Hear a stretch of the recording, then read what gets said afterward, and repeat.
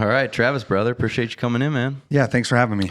Travis, why don't you tell people just quickly a little bit about yourself, and then we'll kind of go back to how this all got going. Yeah, from Columbus, Ohio, professional MMA fighter, professional boxer, teach jiu-jitsu, got a brown belt in Brazilian jiu-jitsu, Marine, spent 4 years in the Marines, and now I do security for bands and different stuff like that. And you're still actively boxing, considering return to MMA, considering even entry into jiu-jitsu now? Yeah, so I'm not really considering a return to MMA currently, but boxing, yes. I've been offered an opportunity to fight in March for the Arnold Classic for Ohio Combat League, which I obviously help promote. Yep, most definitely.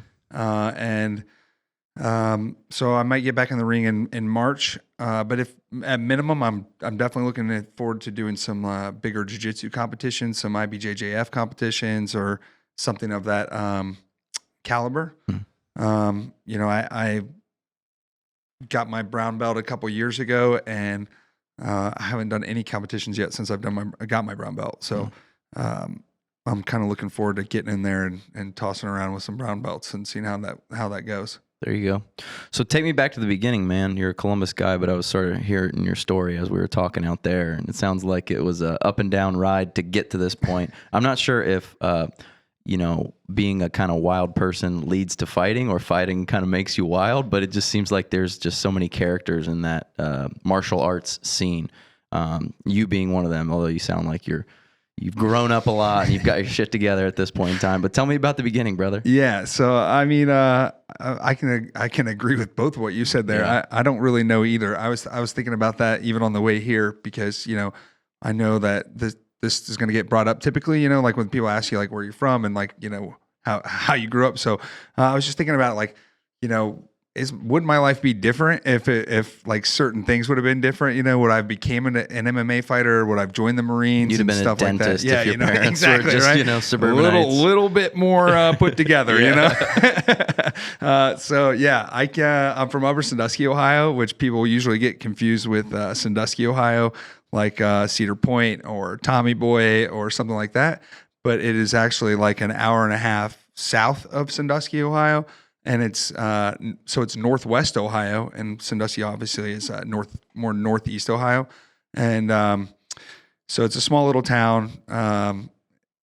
Grew up living originally in a trailer outside of the town. We lived next to a cornfield, and then we moved into the town when we were, I don't know, probably like, I would say like 8 years old. I think 8 or 9 years old. We moved into a house on Bigelow Street, and we lived there. Growing up, I was in every sport. I had a younger brother. We were less than a year apart, so we fought over everything. Mm-hmm. We were competitive over everything. My mom and our grandma had to buy 2 of each. You know what I mean? You don't just show up with one because it was going to be a war for no matter what it was. So even like riding shotgun in the car, my mom sometimes would not take us places because she would be like getting ready to leave, and we'd get into like fist fights almost. What was the age gap between you and your brother? We weren't even a year apart. Okay, there so you go. Yeah, I just heard this phrase, Irish twins. Irish twins, yeah. So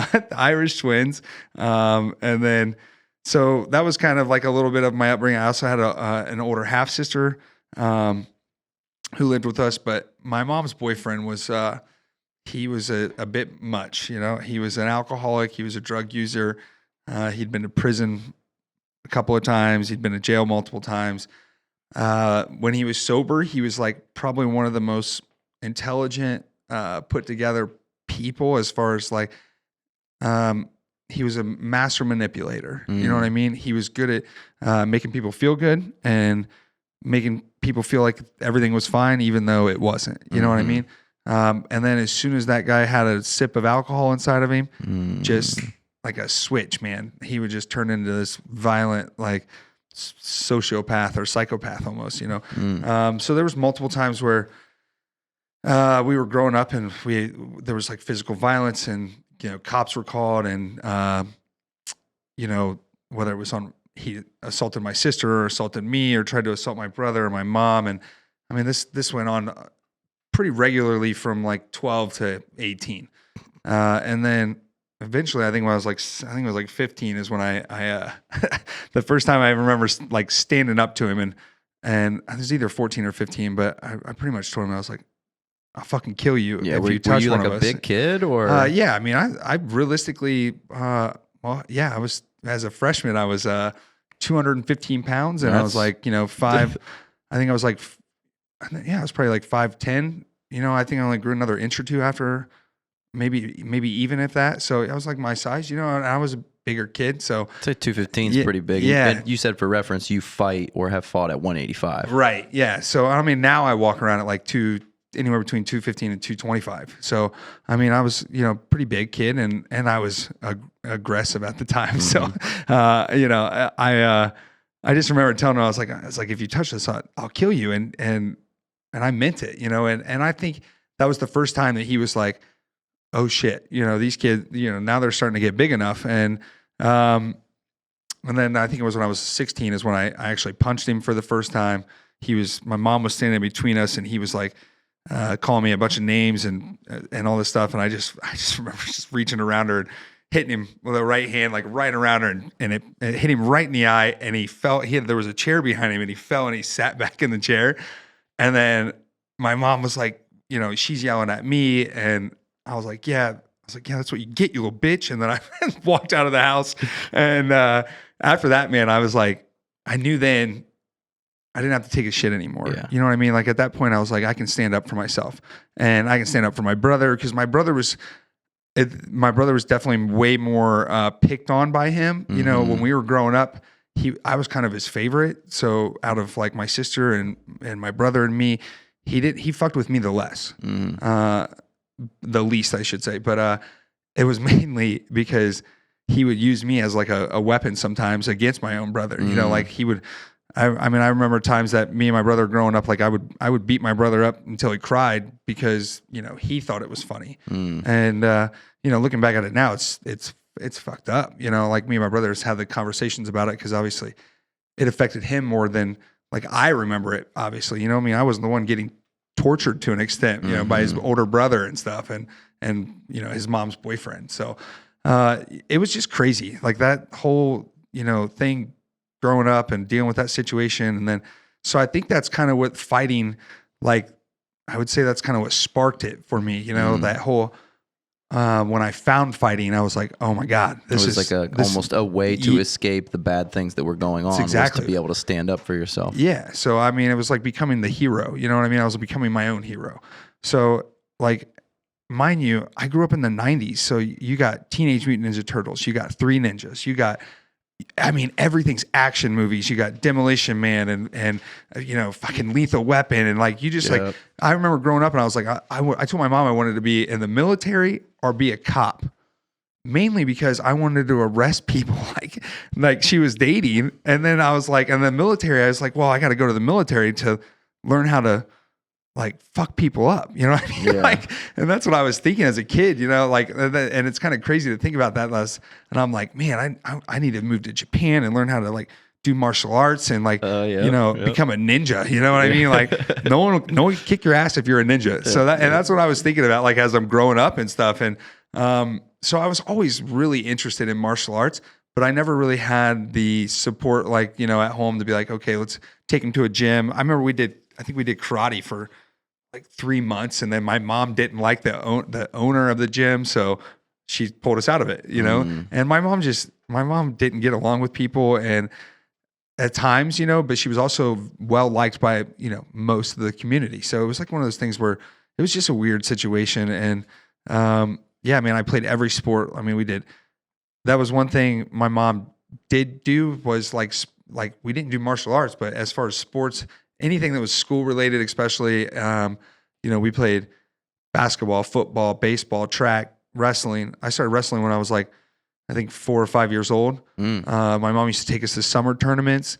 So I know that, I shouldn't say that she wasn't always supportive. I just guess I never really had the knowledge of the outlets of like where martial arts were, and it really wasn't that big in the 90s. I mean, it was karate. You know what I mean? Like karate was the big thing because it was coming from the 80s with the Karate Kid and all that stuff. So, like I guess martial arts, it took me a while to find it. You know, it took me to the Marines pretty much. Well, yeah. I mean, you say that martial arts wasn't what it is now in the 90s. I mean, literally the UFC is only 30 years old. Yeah, it started in 93. They didn't know like what was better. Like they thought there was a karate guy out there who would hit you with one like chop and would just put you down. Yeah, like, that was literally what people thought. Yeah, the judo chop, dude. You gotta watch out. It ain't even karate, but it's crazy. It's crazy. So you eventually matriculate to the military. So when I was 20, I just turned 20. My sister passed away in a house fire, and she had 3 kids. She was 26 years old. She was married. She just got her was it RN or LPN degree in nursing that she spent the last like 5 years doing while raising 3 kids. And so, I mean, she was like, in a way, she was kind of like a hero for me as well, because she was able to go to college and kind of get through all that stuff despite all those things being said against her, being, she was obviously married and had a husband and stuff, but he worked a full-time job, and she's working and going to school and raising 3 kids and managing to get it done. So, and I was just being a kind of a turd, and realistically I was being a kind of a piece of shit. I was drinking all the time, hanging out with friends. My house had become kind of like a party house, people came to and hung out and got drunk. And, that's what I did for like 2 years after high school, so when my sister passed away, it was kind of like an eye opening for me, to an extent, as far as like, nothing's granted, you know what I mean? Tomorrow's never granted. Mm-hmm. The people you think that you're going to be with forever aren't there, so it's emotional. Fucking even now, like I still know that 20 years later or whatever it's been, almost 20 years. I still don't know if I've dealt with like the grief and stuff of it. So that was a lot of things, that stuff I took into the cage with me. A lot of that stuff it's crazy because when I finally got to that point of fighting, I would think about that stuff before I especially when I first started fighting. But before I get there, so anyways, she passed away. Me and my buddy was both kind of in a similar situation where we felt like we were stuck going nowhere fast. And we wanted to get out of where we, Upper Sandusky, Ohio and make something of ourselves. So, we thought our best option would be the military. So we originally tried to join the Coast Guard because, we were still pieces of shits. So we were like, well, what's going to be the easiest branch to go to? Yeah. Coast Guard. And then we're like, well, where are they stationed? Well, on the coast. So we're fucking from Ohio on a landlocked area. We're like, we'll never have to be landlocked. Okay. Yeah, we're going to be on the coast. Did you know how to swim? Yeah. Oh yeah, definitely. Nice. I spent fucking all the summers at the public pool and upper, you know what I mean? That was one thing my uncle bought us every year for our birthday. And I'm sure my mom really appreciated it because then she didn't have to watch us, in the summer because we spent the whole day there. But so we were like Coast Guard. And then obviously this is in 2006 actually. So this is in 2006 and, we're balls deep in Fallujah and Afghanistan. And now we're getting ready to start pushing in Afghanistan. And, so combat wasn't, it wasn't that it wasn't on my mind to some extent. Obviously, I remember like 9/11 happening in, my freshman year science class and stuff. And I always thought I was going to, be in the military and do something like that. And so, but we were still thinking like Coast Guard, man, that's the way to go. We can retire in 20 years, we can live on the coast and move up and down wherever they send us. And that'll be our golden ticket. You know what I mean? And well, we went and took the ASVAB and I can't remember what I got. I think it was like a 52 or something like that. And he got like a 58 or something or 61 or something like that. And I think at the time they needed like a 57 or something. So they changed their their level or their scoring test is based on how many people they need at the time, you know? So like if it's really high in the Marine Corps, but they need a lot of people and people aren't doing very well, they're going to drop that really low. Yeah. We're going to drop that really low. And then after they fill it up, and then they start going through and weeding out the shit bags, you know, and then they start going through and like, all right, well, you know, that guy who barely passed his test and is also looks like a fat piece of shit in uniform, we're going to kick him out now. Okay. Yeah. So that's pretty much how it works. They get their quotas and then they're like, all right, get rid of the ones that we don't need. So they can give you a waiver, but the Coast Guard, again, being the fact that they were almost maxed out on personnel they were trying to take, they were like, they can only do one waiver. And at the time I was, again, 200. So I was 215 as a freshman. By the time I got out of high school and spent 2 years of drinking almost every other day, I was 245. So I weighed 245 pounds. I was 20 years old. And they were like, look, you got to be down to like, it was like 215. Not exactly a swimmer body. Yeah. No. This is more like a sinker, or maybe a floater. Yeah. I guess if I was dead, it was like 215. I think is what I had to get down to, and I was like, okay, I can do this. You know what I mean? Like, I'll no more drinking. Going to start obviously exercising and getting ready for the boot camp and stuff. And I think I got like 15 pounds down or something. I got down to like 230. I still had 15 more to go. And it was coming up in like 2 weeks that they were trying to get us to like get ready to leave for boot camp. It was like 2 or 3 weeks. So I had like 3 more weeks to go and was like 15 pounds, something like that. And I got like 7 of it off. And I tried drinking, what's that shit? It was like a laxative, but it was like in a glass bottle. Yeah. I can't even remember what it's called, but it's not good. I remember drinking the whole thing. And had diarrhea for like 2 days, just running, and I didn't lose. I lost like 2 pounds. I was already like I hadn't eaten anything, you know what I mean? Like so, there was nothing to really lose. I was just dehydrating myself at this point, and I had diarrhea. It wasn't very fun at all. A much better soldier. There. Yeah. So because at this point I'd done wrestling before. I'd cut weight in trash bags. I mean, dude, me and my brother at 9 years old. I was 9, or I was 10. He was 9. His first year, my second year, we both had to cut weight to play midget league football. We were 9 years old, and me and him are running around a field with this other fat kid, Mikey King. I remember he was older than us. He was older than us, but you had to weigh 125 pounds under 10 years old. And then if you were over 10 years old, you could weigh up to like 135 or 140 pounds or something like that.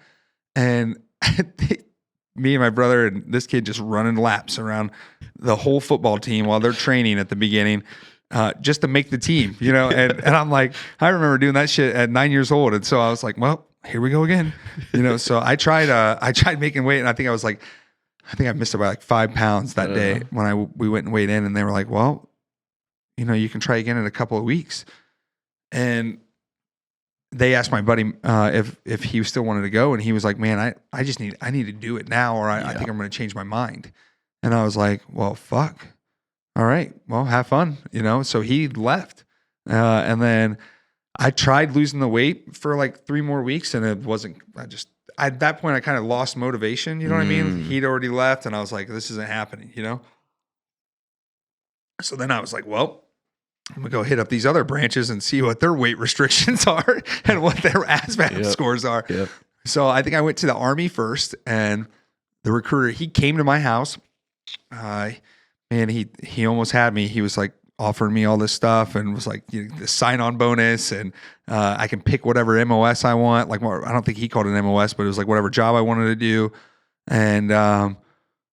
And I had a couple of buddies that were in the Army already that were a couple of years older than me that had done deployments, and one of them went to Ranger School, and the other one was a tank operator, and they were just like fucking go hard Army, and they were still in at the time. So I'm getting ready, and they were getting ready to get out, but I'm getting ready to get in, and of course they're like join the Army, and I was like, man, I just don't know. So I went to the Navy and talked to the Navy recruiter, and by the time I left his office, I was like, yeah, being out on a ship just doesn't really sound like good vibes to me. You know, I like swimming, but I don't really like the ocean. You know what I mean? I don't like shit in the ocean, I should say. I think there's just way too much weird stuff out there. But I want to be able to run away from something that's killing me. You know what I mean? Like, I just don't want to, and I also think about drowning would be like a horrible way to go. Like, I don't know why I think about stuff like that, but it's probably from the Marines. You know, they're just thinking weird shit. So yeah, I went to go straight from the Navy office to the Marines, and they were closed for the day. So I got the number off the door, and I called that night when I got home, and it literally was like, this is the Marine Corps recruiting station for Findlay, Ohio. Said something else, and then it was like, he goes, if you think you're man enough to leave a message, go ahead. Ooh. If not, hang up now. And I was like, well, this is Travis motherfucking Davis, and I'm ready to join the Marines, and I'm ready to leave right now. 2 weeks later, on the 5th of July, I was fucking in boot camp. And that was my awakening. Wow. that was definitely an awakening for me. I mean, the first couple of days of boot camp are a blur. I mean, I literally kind of blacked out to an extent. I mean, they keep you up for like 72 hours. The first 3 days you're there, you're getting, you know, all these clothes, and you're going through all these little assembly lines with people just giving you shit and yelling at you and screaming at you and telling you you're a piece of shit. And then they're like, then you go into this medical center, and you're walking through, and people are just sticking fucking needles in your arm. You don't even know what it is. You're just like, psh, psh, psh. I mean, it's crazy. And I mean, then they kept us in a classroom where we just had to stay awake for like 8 hours, and they were just like, nothing to do, just be there, you know? And I was just like, I don't even know what's going on right now. And now I do. I mean, they were brainwashing me. I mean, they were programming me, and it worked. I mean, to an extent, because, so all that with all that stuff going on, and I mean, I just like, was it 2 years ago, I got diagnosed with ADHD, and I knew that I had an idea that I had it growing up the whole time, because I have like the hyperactive ADHD, and, I never took medication for it. So I was constantly, getting in trouble, you know, even in school. I remember, you know, it was always like either the class clown or the kid who can't raise his fucking hand before he spits out the answer, or you know, the teacher saying, well, if he's really smart, but if he would just apply himself, you know. And it was like, wasn't that I wasn't applying myself. I just wasn't, couldn't focus enough on it. You know what I mean? To do it. But I was also the kid that like would fuck off the whole class, but still memorize everything that was going on because of the ADHD. Like I always thought of it as a kind of like a handicap growing up. So that's why I never like went to a doctor for it. And my mom, I remember the first time a teacher said to my mom that, you know, have you ever had him tested for ADHD? And my mom like lost her shit and was like, she's like, who are you to, you know, say that my kid needs to be on some kind of drug? And obviously, again, this is in early 2000s, and the Adderall and Ritalin and stuff was fairly new to a lot of people, and a lot of people were abusing it, and a lot of people, you know, I mean, it just weird shit was going on. So my mom was like, you know, you can't say that about my kid, pretty much. You know what I mean? Like, you're trying to diagnose my kid with some kind of disorder. So, and they're probably just like, no, we've been in the classroom. Yeah. He's a maniac. Actually, we hang out with your kid more than you do. And we can tell you he's a son of a bitch. Okay. Clearly you're in here. So, you know, it was just weird. Like, you know, again, this is something like I look back at now and I'm like, man, if I would have been younger, if I would have been like, now I take Adderall 3 times a day, you know, and it's a low dose, but since I've started taking it, my life has been completely different as far as like emotional, like my emotional reactions to things, because usually I would get super frustrated and angry because I can do a lot of things really well, but I would like, sometimes my brain just like can't get to the ending of projects. You know what I mean? Like I can't get to the ending of a goal because the goal's never ending in my brain, because I have so many side quests that I have to accomplish on the way to that goal that I just make up out of fucking nowhere that become so important to me to get done that it's, you know, it's can be career changing sometimes for me, because it has to an extent, where you feel like you're more calm solving problems. Absolutely. Now. And just more than that, like just being organized, you know, now I do a journal every day. Mm. And I like do stuff in there where I write like bullet journaling so I'm going and reminding myself like where I'll go back a couple of days before I'm like, oh shit, did I actually do what I said I needed to get done? Because I do that a lot where I'm like, I'm a really good planner, thinker and stuff like that.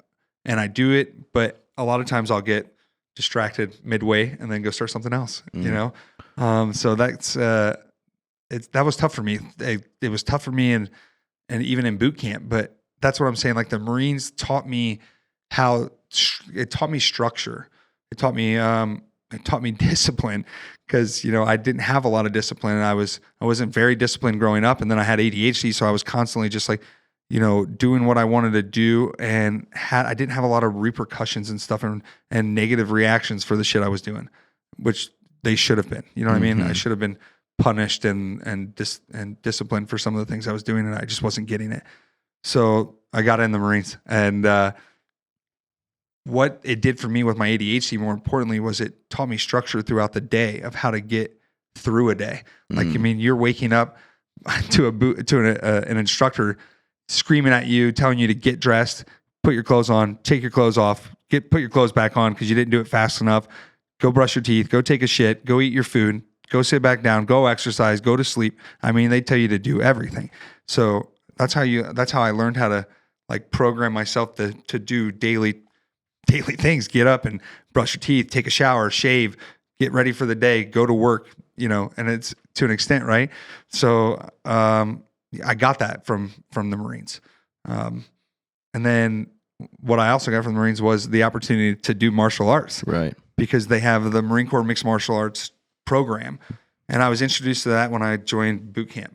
And it's very basic to an extent, but there's like a mixture of Krav Maga, judo, jiu-jitsu, Muay Thai, boxing. It's like it's just got different techniques from them. It's not really a mixed martial arts because it's not showing you how to put them all together. It's just saying that it's a mixed martial arts program, as in it has mixed martial arts involved. Plus also no rules. So right. Well, you're fighting to the death. So stuff like that. You're gonna eye gouge, throat punch, just different shit like that. You're going to go when you go for a rear naked choke, we're not being taught to release when they tap, Right, so right. it's different, for sure. And you're not seeing a lot of like arm bars and leg bars and stuff like that. It's mostly chokes, like they're going for stuff that's going to, incapacitate somebody or put them away.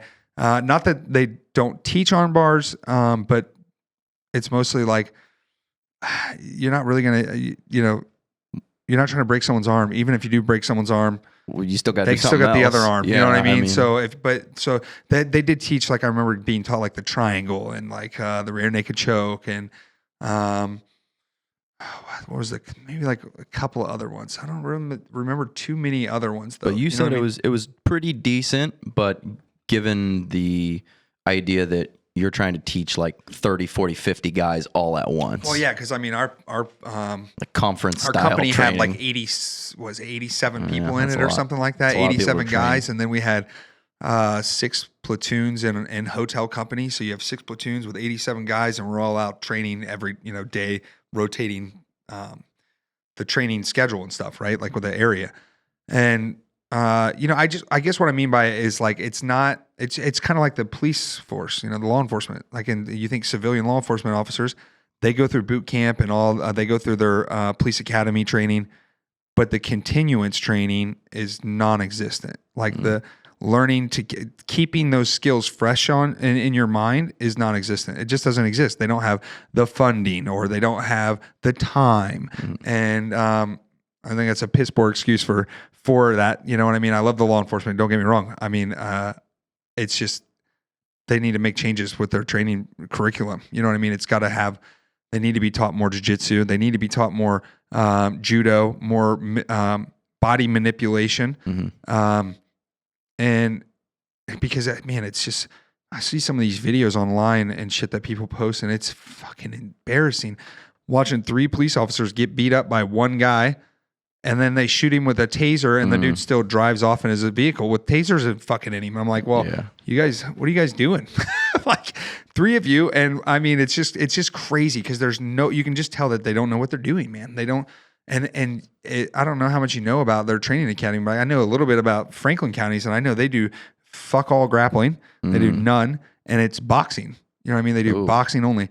What are you gonna do? You're gonna punch a woman in the face who's resisting? Yeah, I mean, like it's just crazy to me. I know that obviously they get taught some joint manipulation stuff because I got taught that when I was in the Marines. I was a military police officer, so we got taught small joint manipulation, pressure points, shit like that. But I mean, that stuff is not effective when someone's adrenaline is fucking.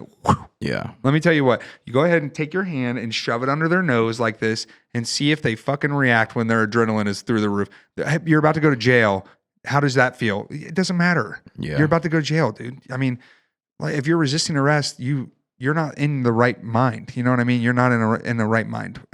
Well, just on the fights last Saturday, I heard someone say there's a lot of things that happen in the ring that are uncomfortable, but they're not going to like stop you from doing anything. I think the guy was like putting a knee like into his chest and neck. They're like, oh, he's not going to tap from that. It sucks, but yeah, that's what I'm saying. Like it feels uncomfortable, but it's you're not going to, there's a lot of things that feel uncomfortable in a fight. Exactly. Some people just aren't going to react to stuff. So, and then it's like, what do you do after that? You're just going to throw a left hook? You're just going to drop them? Yeah, you know what I mean? right. Like anybody who knows anything about anything usually knows that most fights end up on the ground. Mm-hmm. And whether it's a street fight or a fucking MMA fight, especially MMA fights, right? But like a street fight, what I meant to say is most street fights end up on the ground. At some point in time, somebody gets knocked down or pulled down, or unless the dude's just like, your one punch knockout type situation. You know what I mean?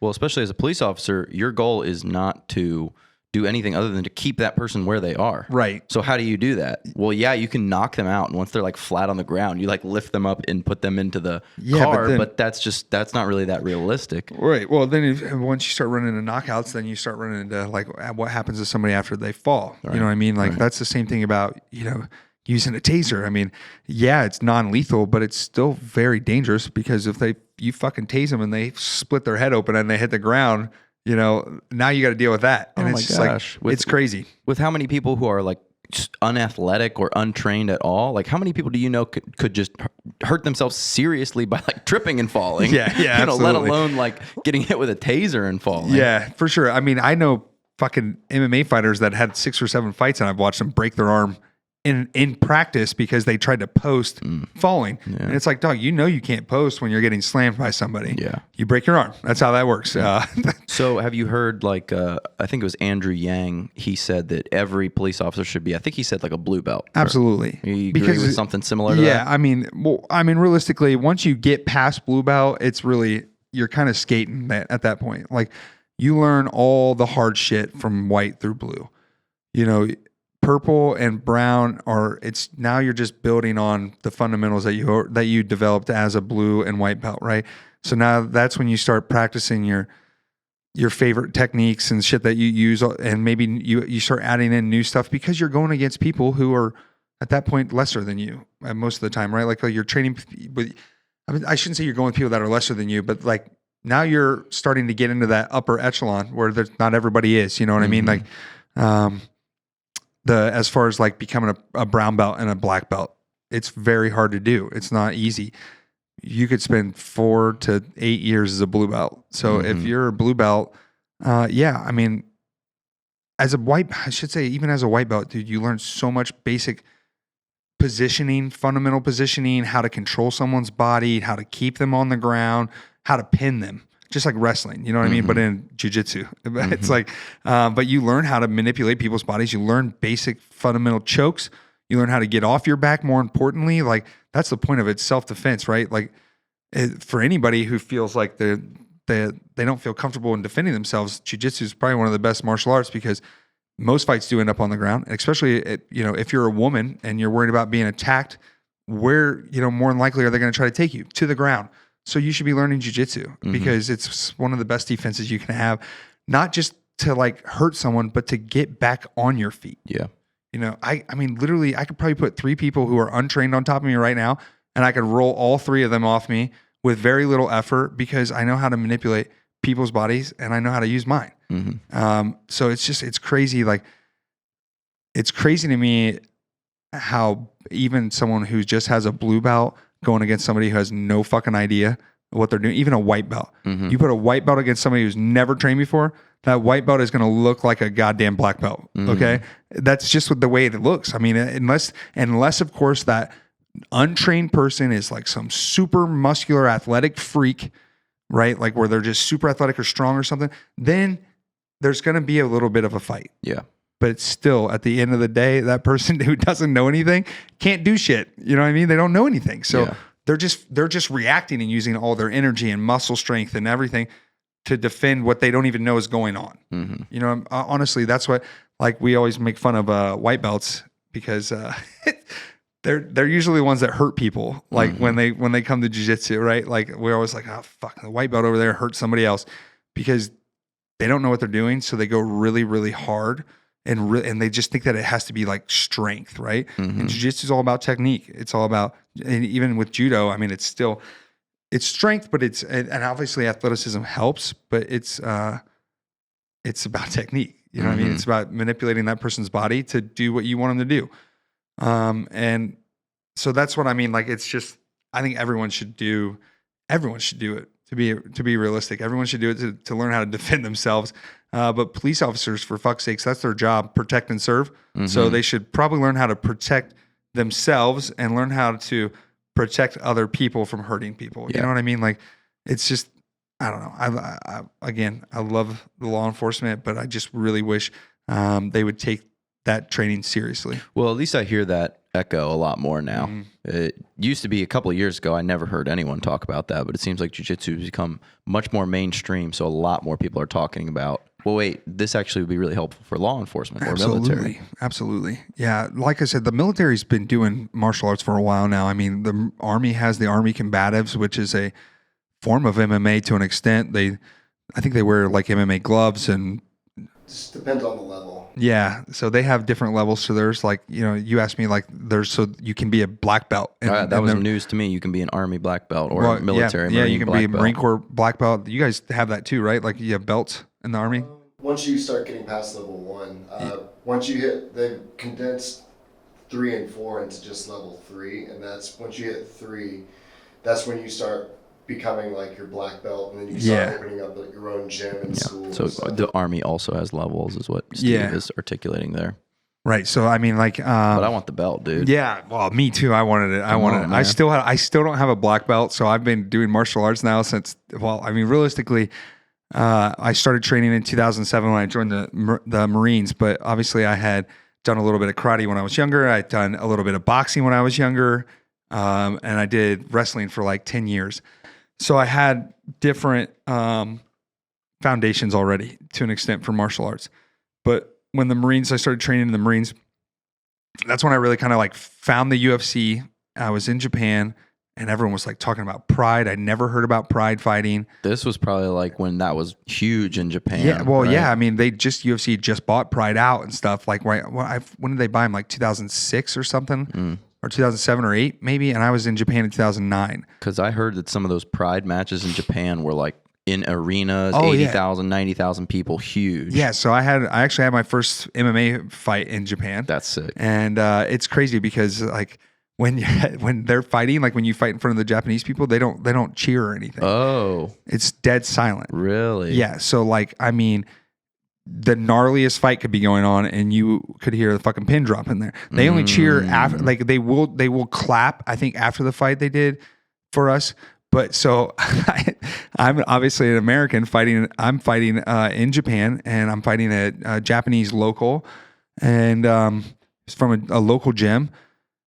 And my instructor goes, hey, you know, just so you know, he's also a former Army captain, retired, married a Japanese woman, has a gym in Japan, which is like, you know, unheard of, like an American owning a martial arts gym in Japan.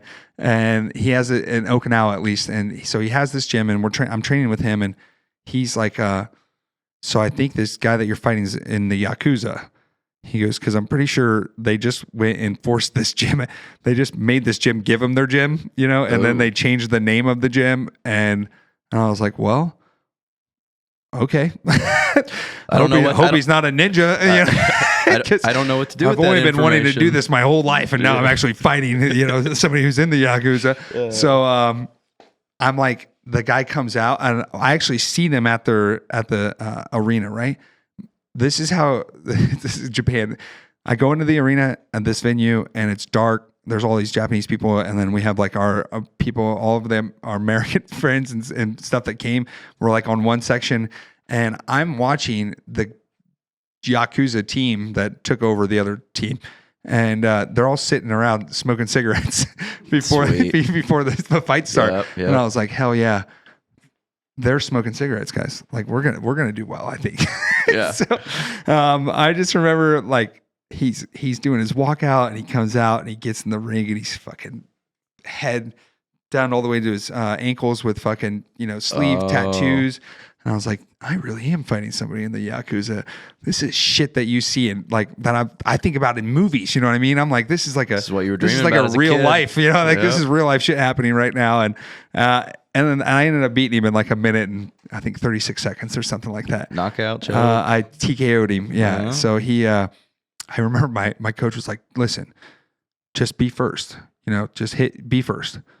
Fuck, I was not first. I hesitated, and he hit me with a right hand, and I remember I got hit with it, and I was like, oh shit, hit him back, and then I came at him with like a 1-2, and I think he's like he slipped out of the way, and then I ended up in like a body lock, and I'm actually the first time at first my hand was wrapped around the rope because we were in a boxing ring. Oh. It was in Japan, so Pride Fighting was in a ring. That's right. So that's how they were doing it, and so I get my body lock on him, but my hand was around the rope. Like I had the rope in there. So I had to relace the body lock.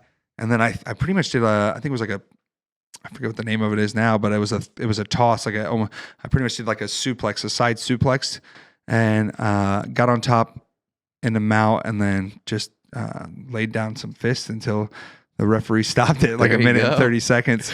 And I just remember I can remember it being super quiet, and then it was like all the people that came with us were just fucking screaming as loud as Yeah, possible. yeah. And they come in and they give you this trophy, and they gave me like this medal and stuff, and I got it and was like, get your shit, let's get the fuck out of here. Yeah. It's like, I don't know if these guys are gonna try to retaliate afterwards, you know what I mean? So I was just like, let's go. Like we just whooped this Yakuza's ass in a minute and 30 seconds. Like they're gonna have to shut this gym down. We gotta get out of here, Like that dude's about to lose his pinky or something. I got so it was crazy. But I mean, I'm sure your adrenaline was just like through the roof through the dude. whole process. Yeah, man. I mean, the weight cutting, all of it, just like, everything. It was super intense. So I kind of, I skip ahead on shit all the time, but what got me into, so I started training the martial arts in the Marines, but what really got me into fighting was when I was in Thailand. And I won't tell this whole story because I've told it too many times already, but I was in Thailand with some of my Marine buddies. We were out drinking for R&R. We had like a week off, and they had this like, pier pretty much with a dock on it, long pier, and it had like these little bars set up. Like every 12 feet there was like a bar, and it was a square bar, and inside the bar were like, I don't know, 10 or 15 Thai ladies, so Thai girls, and some of them were girls. some of them weren't. And then like there'd be bar stools all the way around it, and then the Connect Four sitting in front of every bar stool, so people would like play Connect Four or there was some other fucking Thai game that was there. But they're serving these Thai beers that are like, I don't know, like 15% alcohol. Oh, jeez. It's like a wine almost. Yeah, it's strong. It was like 12, it was like an IPA. So you're drinking like an IPA pretty much. And we were like 5 in, and in the middle of this pier is a fucking boxing ring, Muay Thai ring. And so you got all these bars pretty much down the pier, and then in the middle of the pier is this boxing ring. And all day long, there's just Thai fighters out there kicking the shit out of each other for money. People are gambling and shit like that. And, just like walk up, like, yeah, I want to fight. You, me, this guy. Not at this point. At this point, it was just Thai people fighting, right? I got you. But that's how they would just walk up. Yeah, like, that's I wanna exactly fight what happened, today. because one of my buddies thought it'd be a good fucking idea to go give him $20 to let me fight. And I was like, oh, cool. That's a good So friend. he comes up to me and he's like, hey, dude, Like I hear him call my name over the fucking speaker, and I'm like, what the fuck? And he's like, yo, dude, we just paid $20 for you to go fight one of the Muay Thai guys. And I was like, by that point, did they kind of know like he can kind of fight? well, or yeah, was it just because like, we'd been grappling and stuff out in like I hadn't been to a gym yet, but we had a lot of downtime. So we were sitting out in the bleachers and we were doing a lot of jiu-jitsu and a lot of grappling and choking people out and shit. And I thoroughly enjoyed it. You know what I mean? So I was like, I was going against like the bigger guys. Like we had this kid named Donovan. No, that's why I make fun of it because his last name was McNabb. I can't remember what his first name was, but I called him Donovan, you know, because it was during the Eagles and shit because he was huge, dude. And I was, you know, I was the only one that could beat this guy, right? Like out of the whole platoon and stuff. So, and he beat everyone else. So then that made me like the king, right? Top dog. Yeah, I was the top dog. So they were like, oh, dude, he's crazy. He likes this shit. Like, let him go fight. So, anyways, I fought this guy who was probably like 5'8". He probably weighed like 165 pounds. I weighed like 235, 240. And he punched the shit out of me, dude. They take me in the back. They're like, what rule set do you want to do? I was like, I don't even know what the fuck you're talking about. He's like punching, knees, kicks, or elbows. And I was like, well, I definitely don't want to get kicked because I've seen you guys kicking the shit out of each other. And I really don't want to get hit with an elbow. So I was like, I'll do hands and knees. And I said, this time I still have no idea who I'm going against. Like, I mean, I didn't know it was going to be like this really small guy. Maybe I would have chose elbows Is your adrenaline starting to crank up right now? Absolutely. I mean, they got me in tie shorts now. I've got my fucking tie headband on. They gave you shorts? Oh yeah, dude. I got changed everything. This is crazy. I do my walkout and I get out there and like I said, this guy shows up. He hit me like 10 times to my one punch. You know what I mean? Like he was just nonstop in my face, not giving me any room to breathe. And I would hit him with a right hand and he'd either step back like 5 or 6 feet or he'd fall down. You know what I mean? Like I'd knock him down.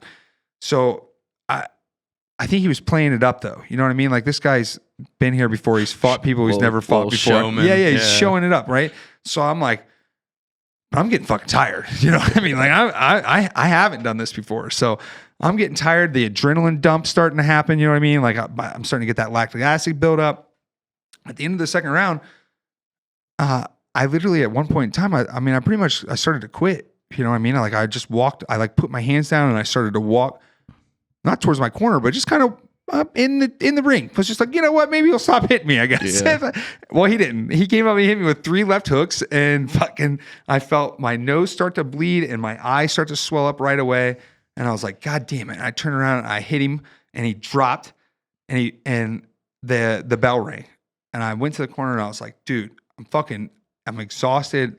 My buddies are losing their minds. They're all fucking being yes men. You know, they're like, oh, it's the best thing ever. This is the greatest thing. This is the coolest thing. And I'm like, this is not cool. It's great for them on the side. Yeah, this is not cool, guys. Like I'm telling you, if I hit the fucking ground, throw the towel in because I'm done.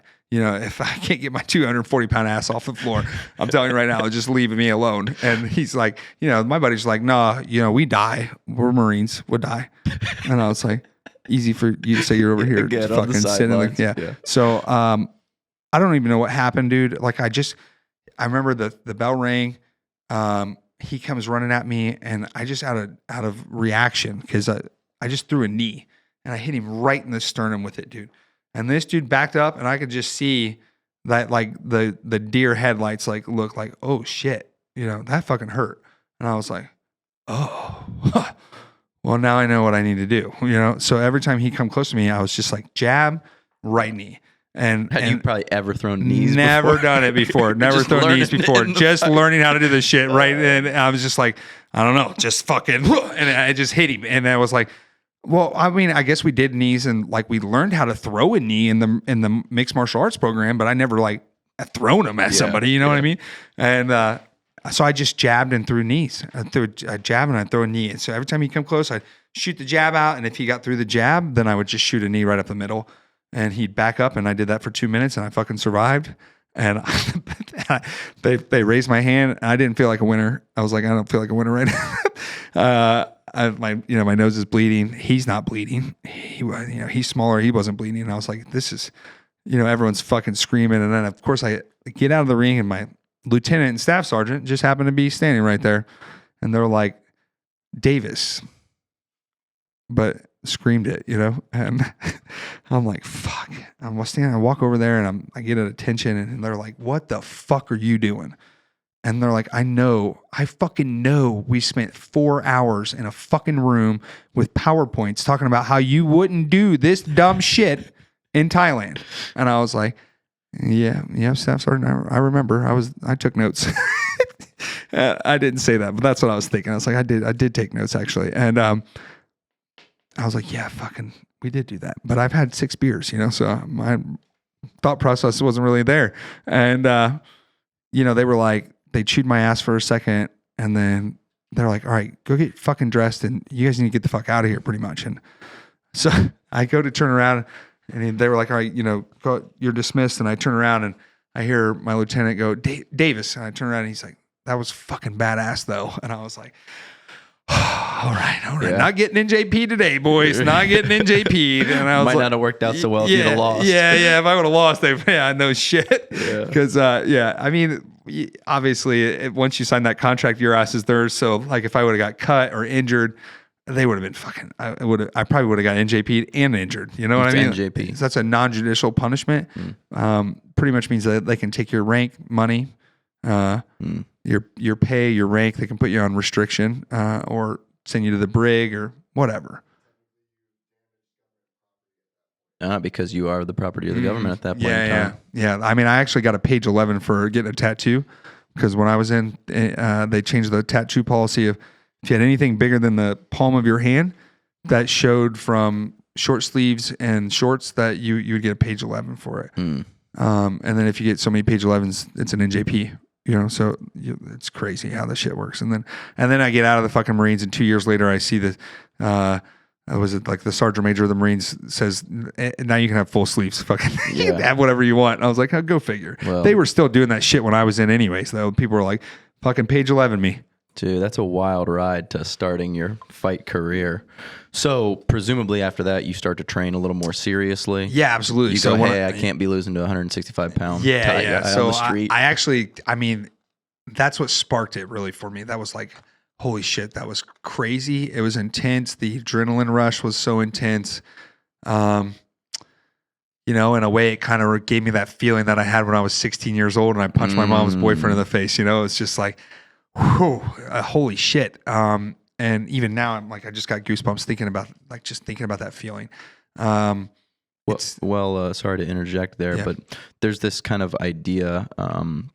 I think Colin O'Brady, he talks about it. He's like an adventurer and like an explorer. He's the first person to cross Antarctica alone, solo, unassisted. So it took him like 60 days, but basically he walked across Antarctica 60 days crazy. Alone. Yeah. But he says that basically everyone is out there trying to live life on like a 6 out of 10 because they're scared to hit those zeros. And he's like, but if you are too scared to hit those zeros, you're never going to hit the 10s.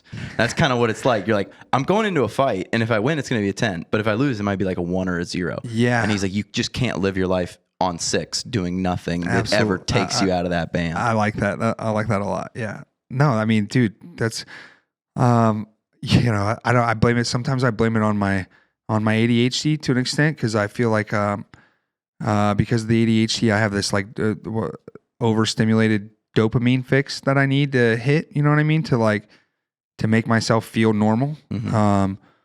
And martial arts, like being in the ring, fight, like even just in practice, it does that for me, right? Like it gives me that clarity that I need.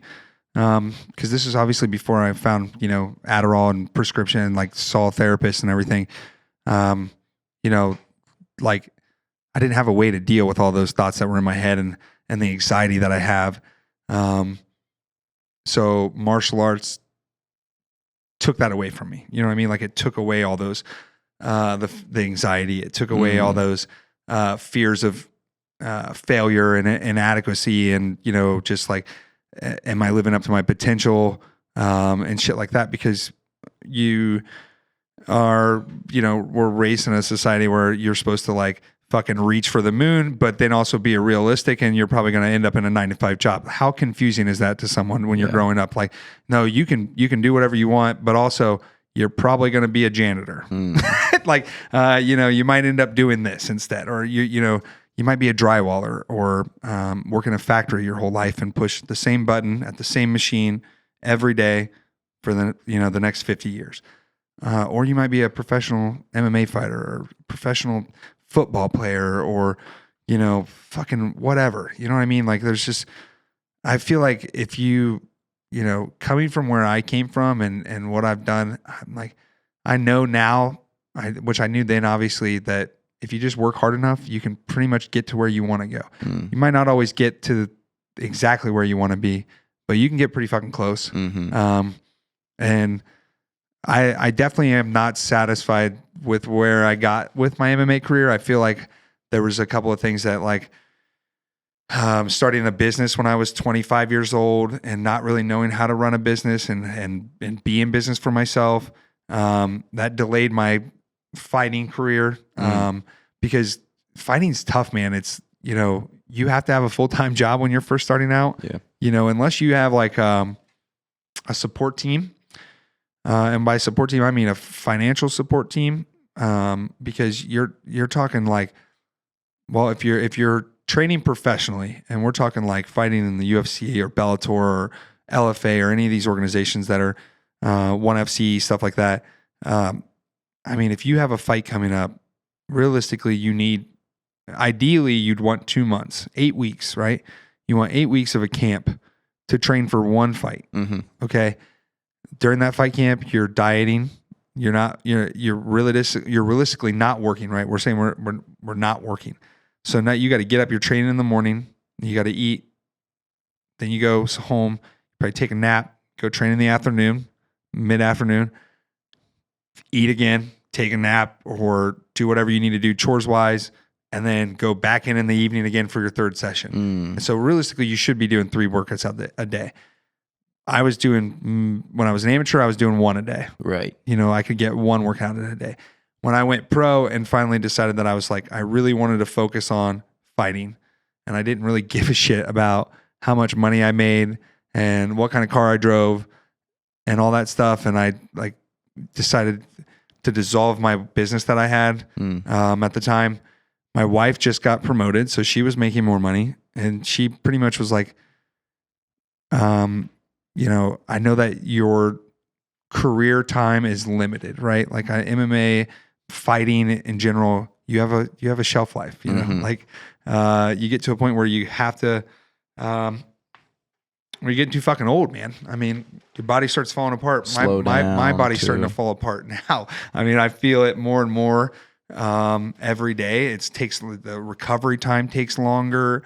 I go in and I train with these guys that are like 25 years old, and they're fucking in there the next day and they're like ready to go again. And I'm like, no, I'm going to go do Muay Thai today. Yeah. I'm going to go hit the bag instead. Don't touch me, because my body's covered in bruises and they won't heal for 3 more days. Yeah. So I feel like I'm like it's so weird because like I still have obviously the fight in my mental is there, where it's like, I want to be in there all the time and training like that, but my body just doesn't want to be there anymore. And it tells me randomly when something quits working or like hurts really bad. But it's just like, I feel like the old Wolverine, you know what I mean? Like the last with Logan, where he's just like, it just takes forever to heal. You still have the abilities, but it's just you're not recovering like you used to. I don't feel like, it's hard to say that I don't feel like I've slowed down. You know what I mean? It's just more of like, I can't go in there and do grueling MMA practices after MMA practices day in and day out. It's not realistic for me. Well, you see that with a lot of fighters. I mean, I don't know if you just watched the most recent fights, but Tony Ferguson, I don't know how old he is, 36, 37. 38. I mean, Wonder Boy's 38 or 39. I mean, he looks Wonder Boy's great. 40 now. I don't know what that guy is doing, but dang, that's a handsome fella. Yeah. What is he doing with his life? But well, he's like a kid, man. That's why if you watch him, he's like, his videos and stuff, he cracks me up. He makes some hilarious like home videos and shit on his Instagram pages where he's doing a bunch of shit with martial arts and stuff. He's a good dude. Just sounds like that guy's having fun with life. But yeah, I mean, a lot of guys either they just don't know when to quit, or they wrap so much of their identity up in I'm a fighter. Like that's what I am. And then at some point you can't still be a fighter, or you could be, but it's not as cool in the over 40 league, you know? I'm kind of going through that identity crisis myself. You know what I mean? Like I can be honest about that and say that was it last year. I mean, I fought this year. I had a boxing fight back in February or January or February, but You're an undefeated boxer, right? yeah, 6-0. And I like with the MMA part though, right? Like I kind of feel like MMA's always been my go-to. Like that's what I kind of started out as. When I first started MMA, I told my first MMA coach in Japan, I was like, I'm going to be on the Ultimate Fighter and then I'm going to get to the UFC and that's how I'm going to do it. And then like 3 years later or 4 years later, I had a chance to go to the Ultimate Fighter. I filled out the application. I bought my wife bought me she wasn't my wife at the time, but she bought me a first class plane ticket to Las Vegas on her Southwest card. And then it was like 3 days before tryouts, they canceled the 185 pound division and said they were going to do an all women's division.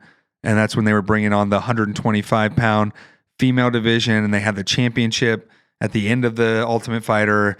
And I was like, oh, fucking A, man. Yeah. So, and then I had another opportunity. I thought I was going to get called up to the UFC, and I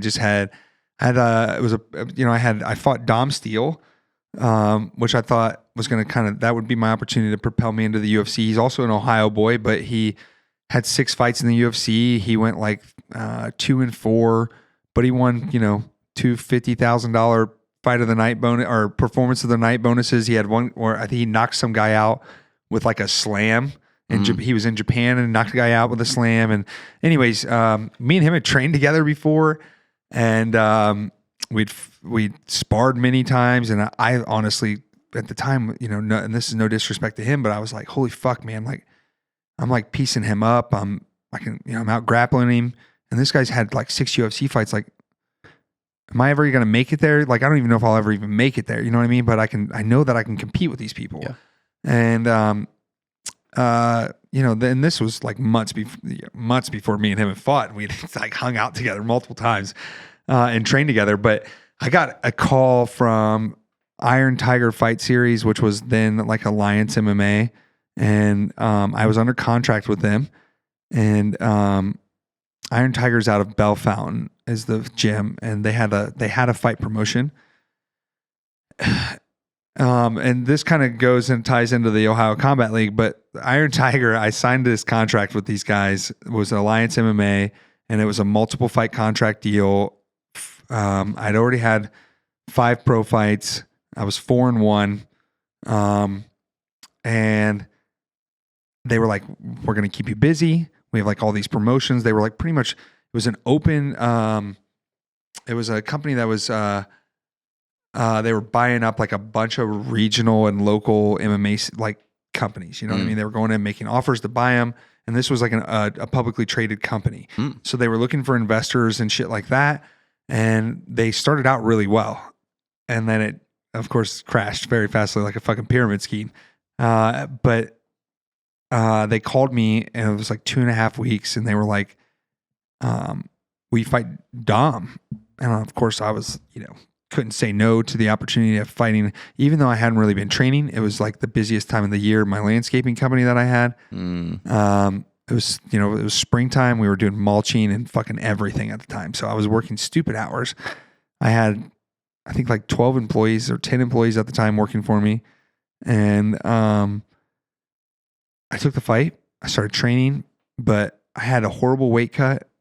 He had a really bad weight cut too, actually, but I had a bad weight cut. So I went and did an IV the day of the fight.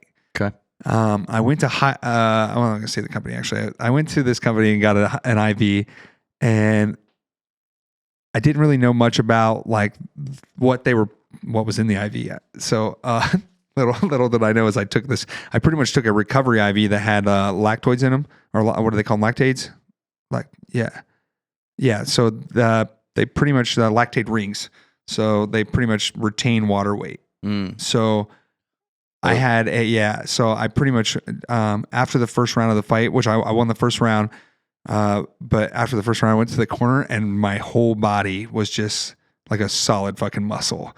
Like I couldn't move. I mean, I just was like stiffening up, like with lactic acid buildup so bad. So that the IV I took was had lactic acid that had the lactic rings in it. So it pretty much just blew my muscles up. And my coach is like, dude, that was so fucking awesome. Like, you're doing great. Just do it again. Same thing, second round, we fucking win this easy. And I literally remember looking at him and I'm like, dude, I can't lift my arms. Like, I can't do anything. And he's like, what do you mean? I was like, I don't know. I was like, I just can't, I can't fucking move right now. And they clap goes off and they're telling him to get out of the ring, and I stand up and I'm like trying to shake my arms out, and they just feel so heavy and stuff. And I was like, what the fuck, dude? Like, my legs felt like my feet felt like I had cinder blocks on them. And I'm just like, I pretty much just spent the next 2 rounds trying not to get my ass kicked. Like I wasn't fighting, I was defending myself. Yeah. And, I was just exhausted. I remember like there was at least 2 times in the second round, I think I bent over and was just like breathing. You know what I mean? Like, he was like the other side of the ring, because he just threw like a spinning back fist at me or something, and I swum underneath of it, and I'm fucking sitting there and I'm just like, and this dude's nickname, by the way, is Dom. His name is Dom Nonstop Action. Oh, and that's like something like that. It's like Nonstop Action Steel. And I'm just like, dude, this guy, like, he was a veteran, dude. I mean, he had what do you think? He had like 28 fights at the time. You know what I mean? So he knew what to do to win the fight. Yeah, man. And Nonstop Action Pack. Nonstop That's Action it. Pack. Yeah. That's a long nickname. Yeah, dude. He's great though. I fucking love the guy. He's from Cincinnati, Ohio. There you go. Yeah, 20-12. 20-12. That's a lot of fights, he man. hasn't fought in a while. What's his last fight was in 2022. I think he even fought at like heavyweight actually.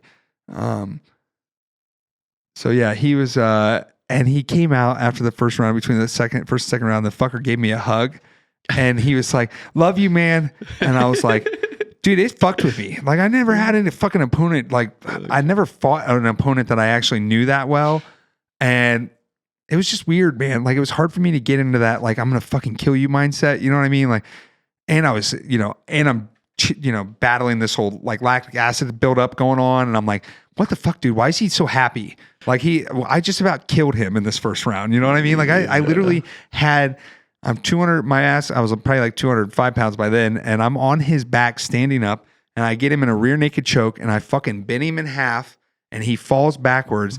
And when my back hit the ground, I felt his head just move a little bit out of the choke. Mm-hmm. So I went to adjust, and he fucking spun. He like turned into me. And then I think the bell went off like 20 seconds later.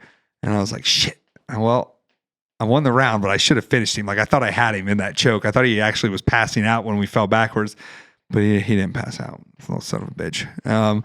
So I lost to him, and then I turned right around and I fucking fought Josh Fremd, who is now in the UFC. So do you think, sorry to interrupt there, but you think that if you would have won that fight, definitely would have been in the UFC. I would have got a UFC shot after that for sure. Because he's a UFC guy. Yeah, and I just signed with... especially if you choke him in the first round, beat him, or you go out and you beat him in the second round. Absolutely. You don't have this weird lactic acid I just thing. finished this he just finished his 6-fight UFC stint that he had, so it would have looked really good for me. I would have been 6-1, just finished coming off of a first round finish of a ex-UFC fighter. And I just signed with Iridium Sports Agency out of California at the time. Mm-hmm. And they were still relatively, they had a fairly decent sized name for a management organization or management team. They had a couple of bigger names, but not like a lot. They had a lot of startup guys, a lot of I call it like the UFC feeders, I guess. You know what I mean? Like that sports agency signs a lot of fucking guys because they know that not everyone's going to hack it. You know what I mean? But you need feeder people, stepping stones for other fighters to build their names and shit like that. So that's one of the things that kind of pissed me off a little bit when I was working with them, because anytime I would fight somebody, that if they beat me, they would literally sign them like fucking 3 weeks later. And I was like, man, well, I guess you're using me as your putting their chips all over you're the just table. using here's your gauge. Well, if you beat Travis, we'll sign you. Yeah. There you go. And it's just like, what the fuck, man? So that kind of annoyed me, especially to get back to the IT Fight Series thing. So the promoter of that place, the promoter of IT Fight Series and Alliance MMA that they were partnered with, they kind of just started doing me a little dirty. And then they started doing a couple of my other teammates a little dirty. They were putting us on fight cards and that we weren't on, that we didn't have opponents for, but they were selling tickets under our names and shit, saying that they had opponents. And then, you know, fucking week of, they'd be like, oh, your opponent didn't get their medicals done. And we're like, what the fuck, dude? Like, I mean, I've sold like $6,000 or $5,000 worth of tickets, and now I got to give all this money back and get all this. And then, of course, they want to be like, well, I mean, well, if they ask for it, right? Like, you know, they still might want to come to the show. And I'm like, yeah, but they wanted to come to the show to fucking see me. You know what I mean? Like, obviously there's more fights there, but it just, it kind of started putting like a really bad taste in my mouth, you know? So when I finally went to him and I was like, look, I want released from my contract. And they were like, well, you know, they didn't want to at first. They were like, well, you know, we can get you fights and we'll get you the fights. And so I waited like another month or whatever. Actually, I think it was like 2 months. And then the Arnold Classic was coming up. And I said I wanted on the card. But at this time we were already having, you know, the riff as far as I wanted being released and stuff. And they told me they had a guy. And then like 2 weeks before the show or a week and a half, they tell me that he didn't get his medicals done. So I tried doing a boxing fight. At this time, I'd already done a boxing fight. So I tried getting it on the box card, and they were like, it's too late. You know, we just can't find anybody. So that kind of really pissed me off, mainly because I felt like they did it on purpose. You know what I mean? Like I felt like the promoter did it on purpose. And I had fought my first 5 fights with Troy Speakman out of Columbus, Ohio. He's a like 27-year deputy sheriff here in Franklin County, and he's been doing shows for the Arnold and in Columbus for, I don't know, 20 years. But he never had an organization. Like he's just always put on shows for events. You know what I mean? Like for the Arnold, he would put on boxing and MMA, or he might do a 1 or 2 off in between the Arnold just to keep some of those fighters busy and active, right? So he wasn't really running a promotion per se, but he was doing shows, you know? And then you had this Iron Tiger Fight Series who had like a very well put together promotion, but they didn't have any good venues. And Troy has the best venues in Columbus as far as putting on fights. And so I was like, well, if I can marry the two of these together, the guy who doesn't really know how to run a promotion and has the best venues, you know, like puts on some of the best shows just because the venues are really nice as well. And then you bring in a guy who doesn't have good venues, who knows how to run a promotion, and you put them together, then it should be a really good fucking show. And then I can fight for them, and it'll be a good time to build my name. You know what I mean? So I kind of introduced the two of them together as far as like that relationship. And I think they did like, I fought for 2 shows underneath of them.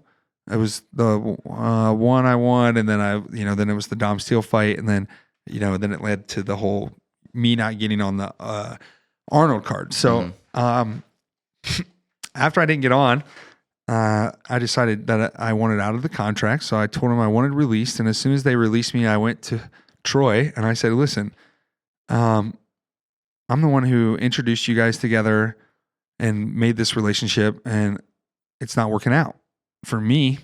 And he wasn't extremely happy with some of the stuff that was going on with the other guy as well. So he was like, well, what are you proposing? I was like, well, I'll let you put my fucking face on everything. You know, I'll be like pretty much your fantasy fighter, or what do they call it? Like dynasty, you know, like, or no, is it not dynasty? What is the word I'm trying to think of?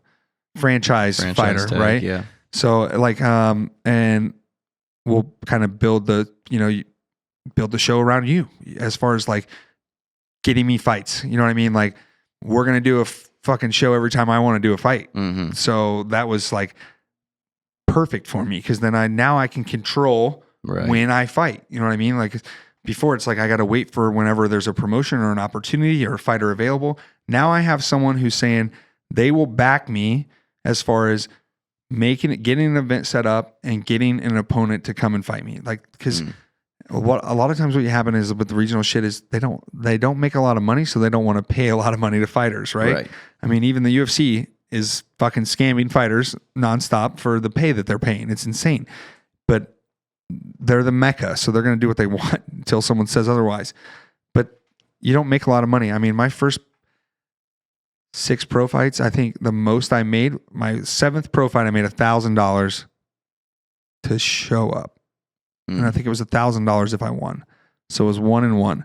That was the most I made, and that was my 7th pro fight. Your medical bills will easily be above that, you know? Yeah. Well, and we don't have insurance, so there's that. Luckily, I have insurance through the VA, and anytime I got ringworm, because that always comes with wrestling on dirty mats and shit like that. Anytime I got injured, I had knee surgery in 2016 because I tore my left meniscus, my medial and lateral meniscus on my left side, and then had a slight tear in my ACL, which took me out for a while. Like I almost quit fighting after I literally went from like back-to-back knee injuries where I injured my left knee, then I injured my right knee, and then I injured my left knee again. And I thought I was like, I'm fucking done.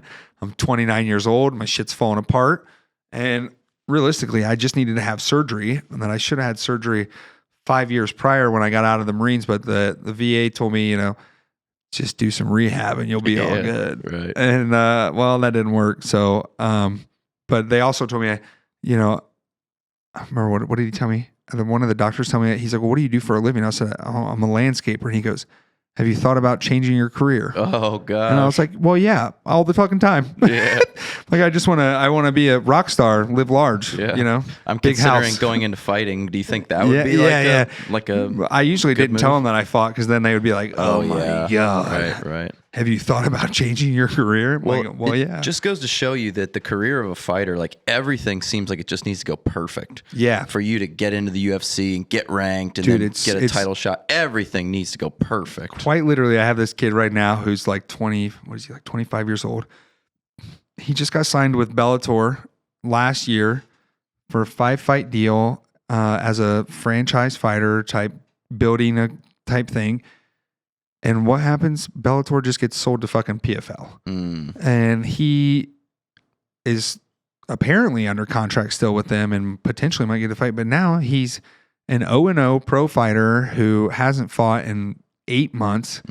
And it's just like, dude, now he's got it. Now he's asking, he just asked for permission to go take some local, like to make his debut finally. Because he just probably wants to get after it going. Yeah. And it's just crazy, dude, how it's literally, that's how it is in MMA. It's sometimes it's just like you are in the right place at the right fucking time, or you're in the wrong place at the wrong time. And you lose one fight and it's like taking 3 steps backwards. Right. Now you got to rebuild your whole thing back up. You know what I mean? Like when I lost to Dom, my stock dropped just a little bit because the people that saw the fight knew that it was a close fight and stuff. Like I won 1 round. They knew that I could compete with that level. And that's what it proved to most of the people. But then I turned around and lost a split decision to Josh Frim in Pennsylvania, in his hometown. And then it was like, now I'm 2 losses in a row. And now my stock's fucking going down. Yeah. And even though one was a unanimous decision and one was a split decision, it's 2 losses in a row. So I think I had to win. I think I won 3 in a row. Then I fought for another title, and then I lost by a fucking doctor stoppage over a cut over my eye with like 27 seconds to go in the fight. And I was like, dog, you couldn't have let that go. Well, it was a guy who'd never done MMA before. He'd only done boxing, and a boxing doctor, and he fucking stopped the fight from it. I was losing that last round, obviously. I mean, I got cut open. I spent like probably a good 2 minutes on my back, on my stomach and my back. And I mean, I think I won the first round, and the second round, I squeaked out the second round, but the third round, he definitely won. I mean, he split me open, and then they ended up stopping the fight.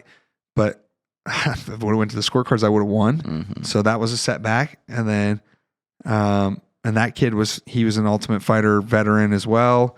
And Josh Frim was a Bellator veteran at the time. So like I'm losing to these fucking guys by like narrow margins. And I'm like, what is going on?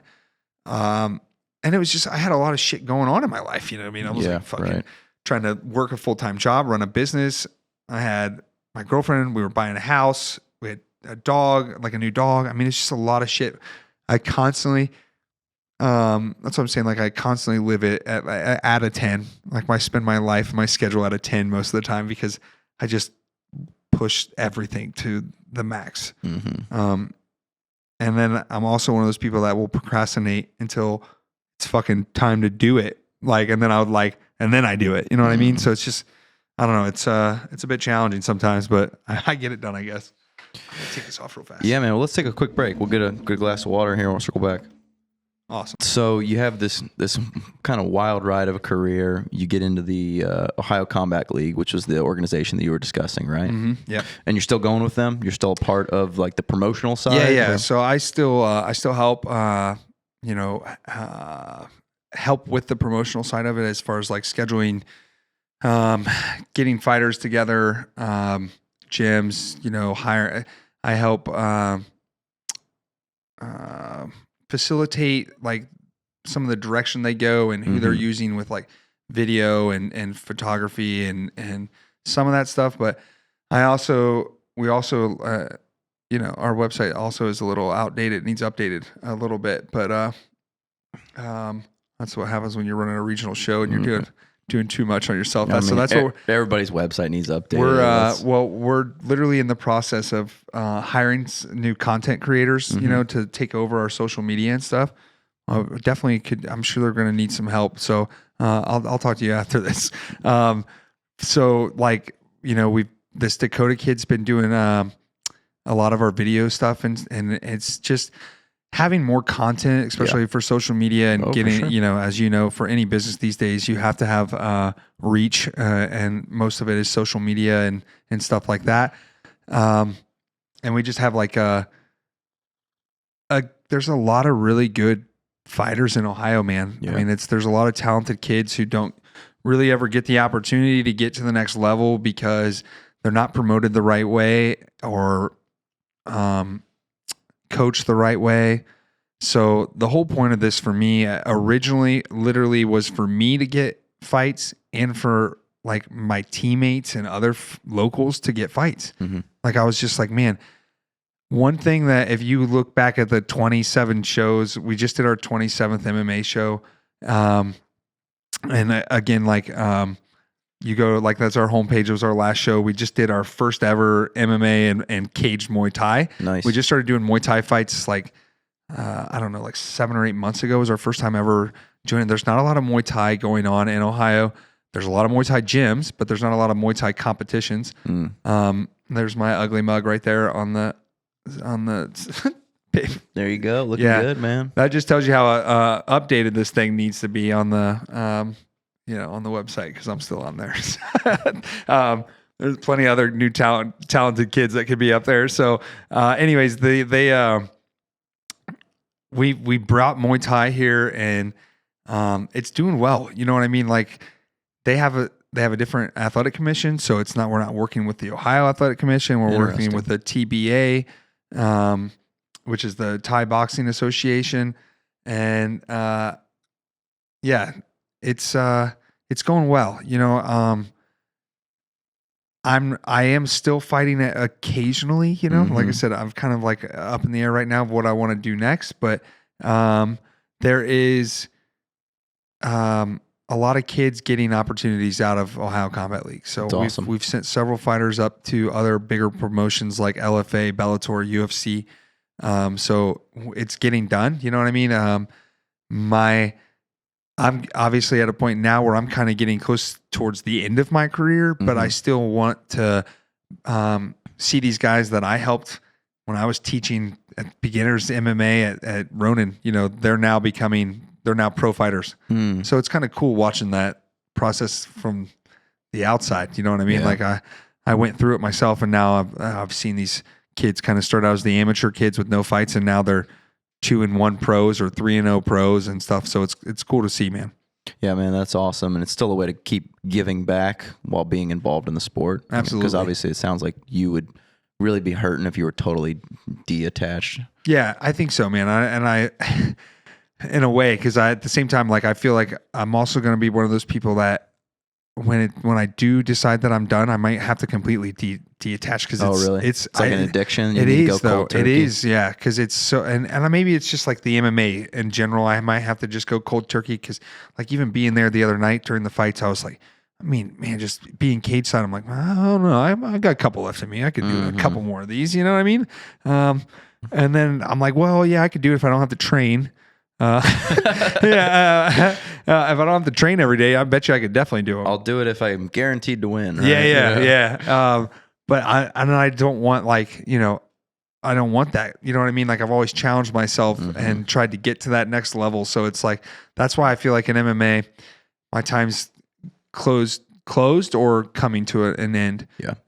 But I still think that even with boxing, I could, in the next year or two, I could win like a I don't want to say a regional, but like a WBC Americas or something like that. Okay. I think I could put another 4 or 5 boxing wins together and get a title fight. And I think that would be fun. You know what I mean? Like it would be cool to be able to compete professionally in 2 different martial arts at a championship level, at a title fight level, And I was able to do that in MMA, even though I never won one.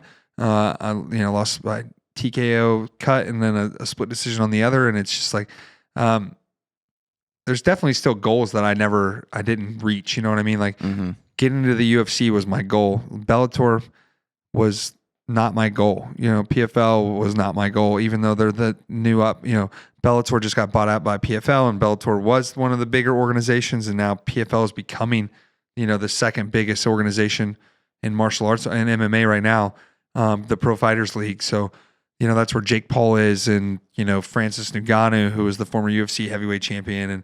And all these people are, now all the people from the Bellator roster are PFL fighters.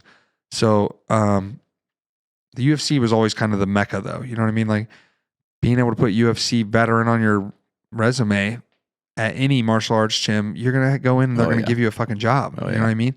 So if I do need to go cold turkey for a little while, but I wanted to return, having that on my resume is something I wanted, However, Bellator and PFL are credible organizations with credible fighters. And I fought the goddamn middleweight champion of the world and went 3 rounds with him and, barely left with a fucking scratch on me.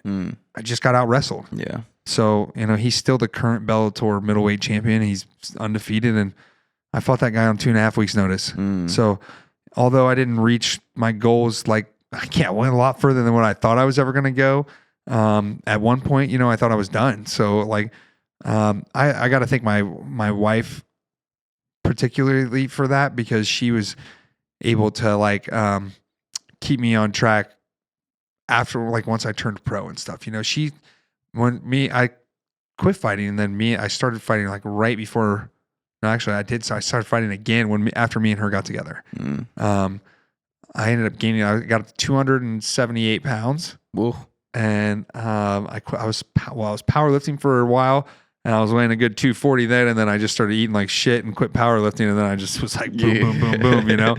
And I didn't feel like I looked like 275 pounds or 80 pounds, but because I just wore it well, like I just gained it all the way around. But I definitely felt that shit. I mean, going up a flight of stairs and I'd be like, I'm just doing my laundry. I'm going to die over here. I used to be a fighter. Yeah. Don't worry. I might kick your ass if I don't die of exhaustion over here. And I just got to a point where I was kind of getting depressed and she was like, she's the one to kind of put her foot in my ass and was like, hey, why don't you go back to the gym? You don't have to go crazy. You don't have to fucking fight or anything, but just get back in there and get back to working out and see if that helps. And of course it helped. It was like, it's like an addiction. As soon as I went back, I was like, oh, my knees feel fine. This knee feels fine, even though I was fucking way fatter. And I was going against bigger guys and I was doing really well. And I was like, all right, I need to get my weight down. And then eventually I fought at 205 and then made my way back down to 185. And then turned pro, man. I fought 7 times in 11 months, I think it was what it was. Dang. So I just was like, I decided that I was doing it. And I was literally, I think they did a show like every 2 months, and I was fighting on every one of them. And I was winning it under like 2 minutes. So I was like, well, fucking, let's do another one. Sure, I can go again, right? And then I tore my knee again, and I was like,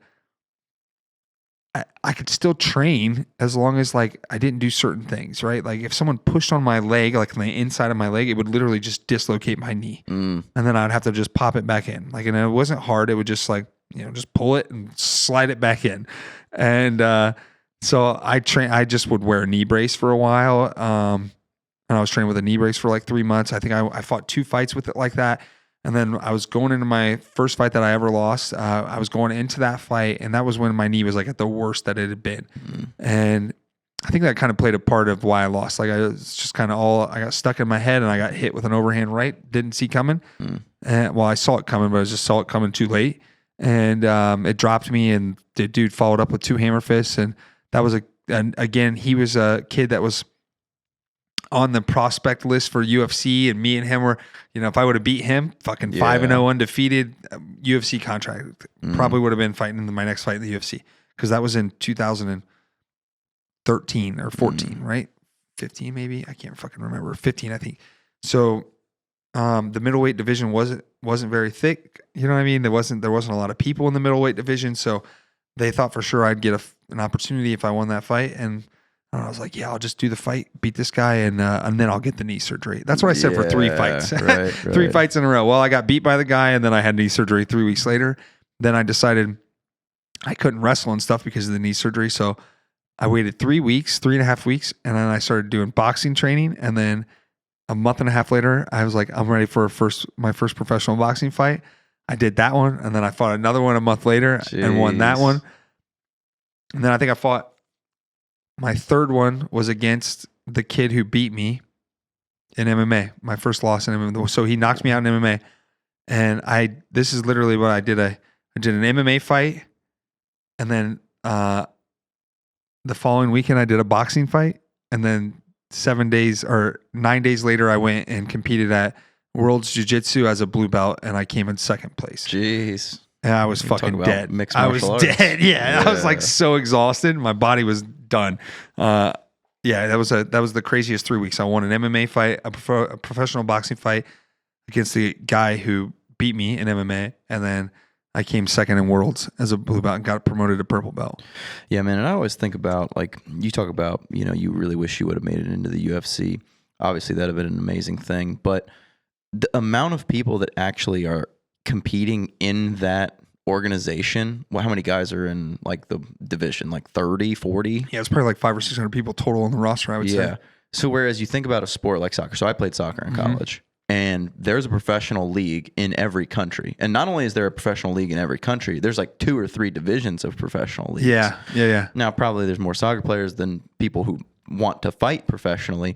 But if you think about that, there's literally hundreds of thousands of professional soccer players. And it's like, well, there's like 40 professional fighters at this division. It's just like, think about it. Like, there's 50 guys on one NFL football team. Yeah. And that's all the guys that get a fight at 185. So. Yeah, for sure. I mean, it's like I said, it's when you say it like that, then I'm like, okay, yeah.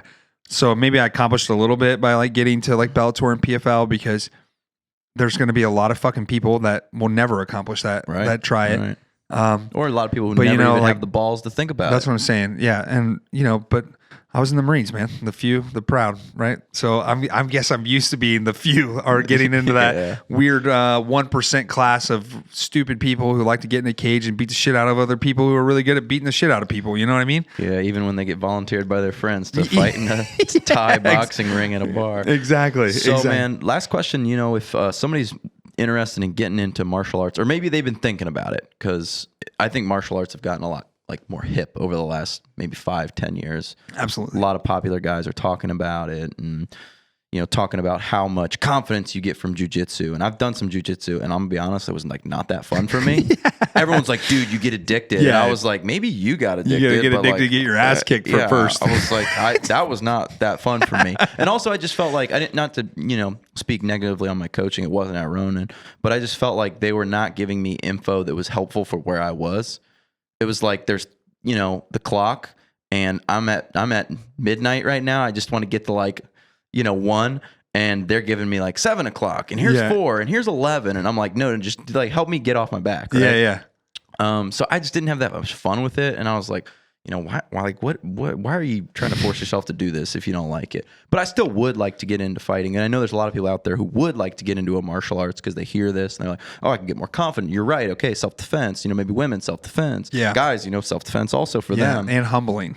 Oh yeah. Yeah. Most humbling. definitely. Because I mean, we kind of talked about it on the break for a second, but like when you know how to kick people's asses, you typically don't even think about starting fights with people because you're just like, what's the point, dude? The only thing that's going to happen here is I'm going to get in trouble for fucking you up. Right. And you talked about how you now in your current job, you get to spend time with some really famous people and you're like, I don't really get starstruck. And I said, well, is it because like, well, I got this thing on you. And you're like, yeah, I think that probably is it. Yeah. But I think that like it probably is because to an extent when I tell them that I'm a Bellator fighter or a former, or Bellator fighter or PFL fighter or something like that, they're like, holy shit, that's cool as hell. You know what I mean? So now you have someone who most people are starstruck and then they're talking to me about what I do. You know what I mean? And it's just like, and the other thing is that they're just fucking like, they're just people like you and me. You know what I mean? They just are really fucking good at what they do.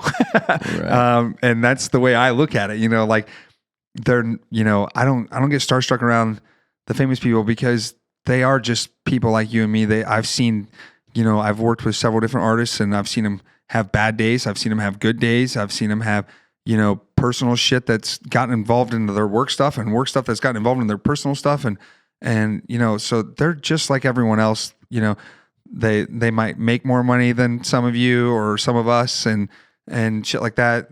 Or they might not make as much as you think they make, and, it's just one of those things like people are people, man. I think obviously you have certain artists and certain famous people who probably take advantage of their status and who they are and stuff like that. But I think at least for the most part, everyone I've ever worked with has been very down to earth, very humble. So it's easy to not be starstruck by people who treat you like, you're one of them. You know what I mean? And you treat them like they're one of you. Yeah. So, it's cool as hell though. I like my job. I get to work with a lot of fun people who are, artists and music. And I've worked with, Dave Chappelle's security and stuff and, done other executive protection for like Kroger's and shit like that, but the artist stuff, it's fun, man. It's fun watching these people get up on stage after, maybe getting 5 hours of sleep, traveling from one city to the next city. And then they get up there and they do the same shit over and over. That's like super adrenaline filled. Like, I mean, man, my anxiety, it is anxiety, but my adrenaline as well. It's like, it's amped up during the show because that's when I'm like on high alert. You know what I mean? Like if something's going to happen, this is when it's going to happen.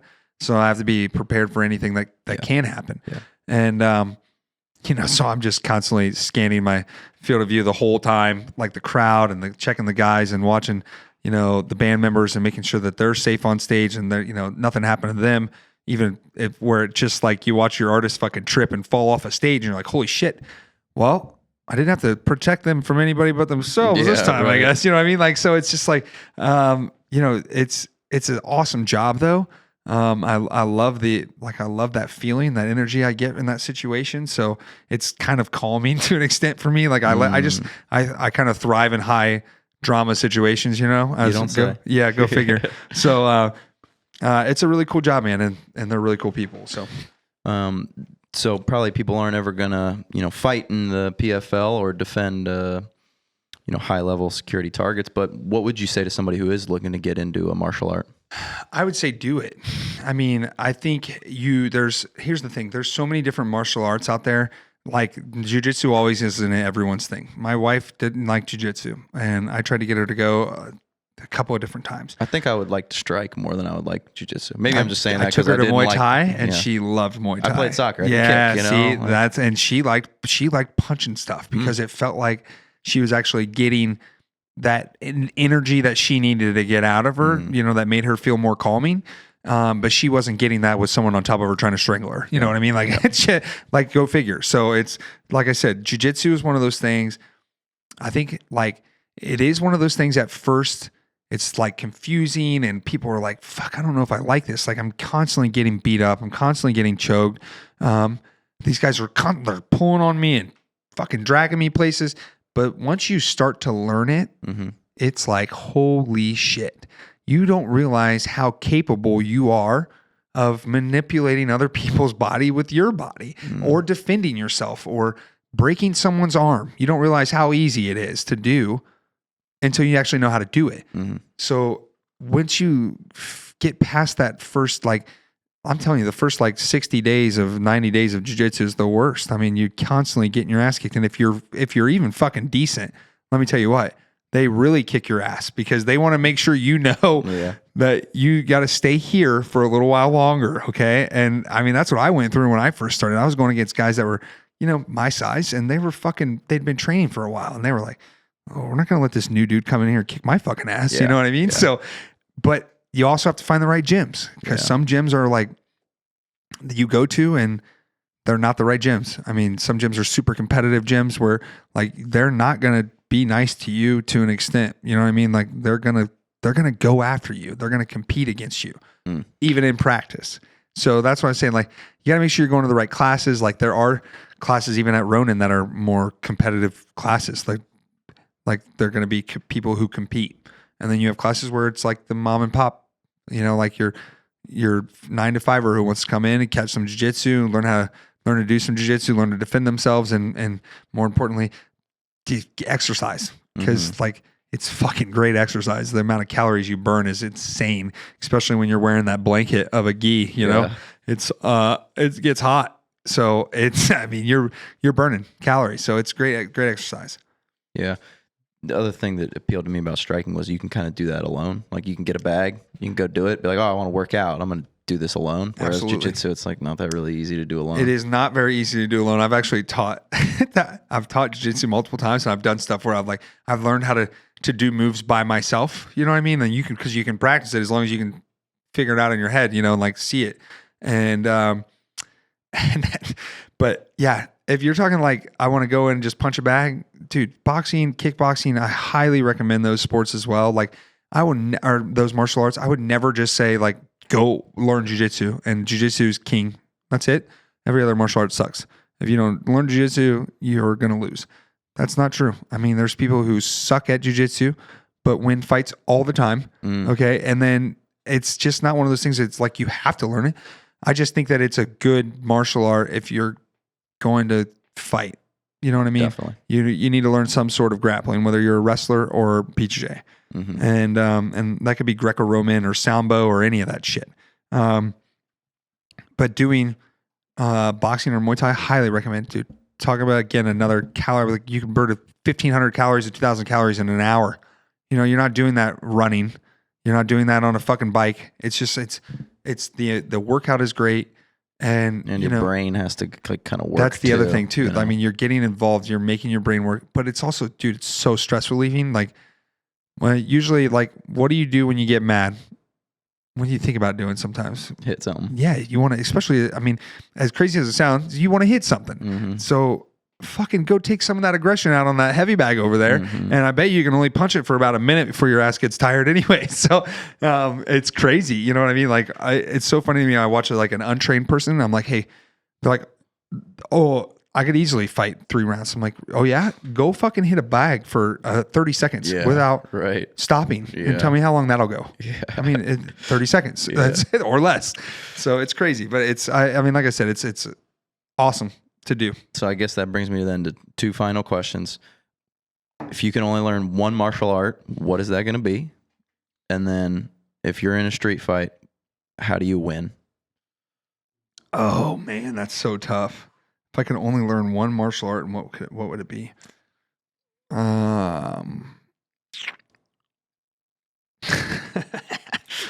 Oh man, I don't know. Probably ninjutsu. Is that real? Because if it is, that's what I would learn. What's that? Like a like a ninja, like ninjutsu, right? So I gotcha. I don't know. I would say probably.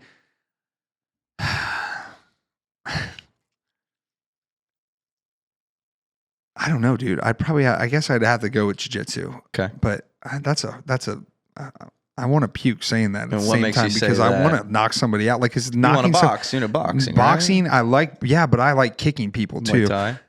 I've heard. but I've heard kicks are impractical in like a street fight. Because what if you slip? What if you fall? you know, you probably shouldn't be throwing kicks. But like I said, I guess if you're talking street fight, it's definitely jiu-jitsu. Definitely. I would want, yeah. But if I wanted to learn one martial What art, if there's two guys? honestly, I always wanted to learn Taekwondo. Because I always Isaiah, you saw he did Taekwondo. see. I wish I would have learned how to done a more jumping, spinning bullshit, but I didn't do any of that stuff. You know what I mean? Like, I'd always try it in the gym, and people would be like, "Fucking don't do that in fights."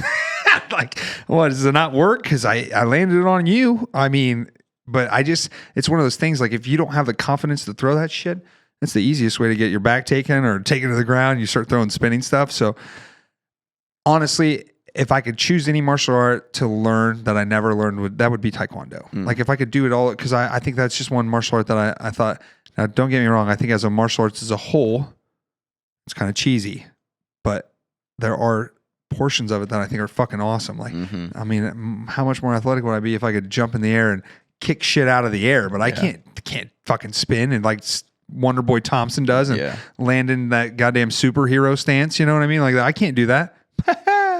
Not well. I probably could, but I don't think I can. Yeah. All right, then. So if you find yourself involved in a street fight, obviously we say all the caveats. Wrestling. You shouldn't get into a street fight. Wrestling. Don't do it stupidly. Wrestling. Yeah. Fuck jiu-jitsu in a street fight too, to be honest with you, because Well, unless might I'm be using two like a rear naked guys, choke or something, you know, right? But realistically, wrestling, because I just want to take him down and be on top. Like, as long as I'm on top, then I'm going to be okay. Pretty much typically. controlling what's going to happen next. Yeah. I guess if we're talking multiple people, then I would probably then go back to jiu-jitsu. Really? Yeah, because I think I could literally, even while someone was kicking me, I could probably, snap someone's knee and defend myself to an extent. Yeah. I've grappled like 3 or 4 people at a time before. And I've choked every one of them out, or like submitted each one of, like, these were untrained people, of course. Gotcha. But like, I went against 4 people that had, mind you, one was in the Coast Guard and one had been in the Coast Guard, my buddy. And then my younger brother who, he hadn't been in the Army yet. So, but he was, But they're athletic guys. yeah, he was, he played all the kinds of sports. Yeah, athletic dudes. And I submitted each one of them individually as I was going against 4 of them. So, I mean, it's like I said, if you don't know what you're doing, I can fuck you up. Whereas even if like you get into a street fight and maybe you know how to box a little, somebody can always get one on you. Yeah, I mean, I don't think so. I don't think most people would get one on me, but I think like that's you have that possibility. But dude, to land that one punch knockout, it's so hard to do. Like, it's not one of those things. Like, I mean, I'm telling you, I've been hit so many fucking times, but I've only been knocked out once. Twice. I've Those been are knocked from out, guys who know and how those to were throw. flash knockouts. Like, I wasn't like knocked out cold. I mean, I got dropped for 5 seconds and was back up. And I've been hit plenty of times. And I'm saying, like, I've been in gyms where I've been like, where I was beating the shit out of somebody and still couldn't drop them. And I'm like, what the fuck, dude? Because you can take more than what you think you can take, especially after you've been hit, because then you know that you can take a hit. Yeah. You know what I mean? That's the biggest thing about fighting that scares people is they don't know that they can take a hit, or they don't know that they're going to be okay if you kick them upside their fucking head. And sometimes, I mean, most of the time they are okay.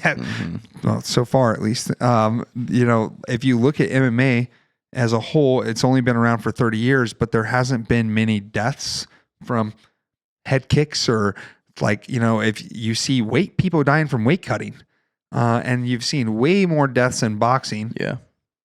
Even though it's been around a lot longer, but you just take the last 30 years, there's been fucking way more deaths because you're talking about a sport where you can get knocked out, unconscious, wake back up within 10 seconds, stand back to your feet and go again.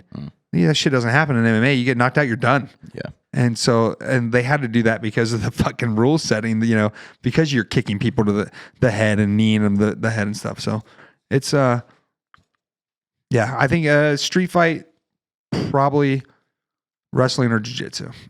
Just take them to the ground. You can beat them up there. I like it, man. Well, brother, I really appreciate you coming in, talking to us, spending your night here with us. Tell people where they can find you if they want to catch up with you, whether it be on social media or maybe get some coaching from you at the gym. Yeah, I'm on Instagram. I think it's Bam Bam Davis. I think that's what it is. I probably should have looked at this stuff. We'll tag it. It's yeah, all good, yeah. man. And I do have a Twitter account stuff. I use as much as I can. I honestly, Facebook's probably my least used app that I have. Yeah. But I'm on Instagram under, like I said, I think it's Bam Bam Davis.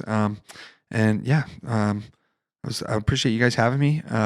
And I know you coach over at Ronan. Is that something you are looking for pupils or? So I am not coaching over there anymore, just because of my schedule. I'm traveling. I don't feel like I can, if I can't commit myself, I don't want to be one of these guys that's in and out on these kids that are trying to become fighters, because it really does take a support team, you know? So they got other people in there now that are teaching, and the head coach there is still the head coach that I was there. And he's, took several fighters to UFC and Bellator and stuff like that. So he's very well capable of doing what he's doing. And I am teaching on Friday nights. I teach jiu-jitsu to first responders and veterans.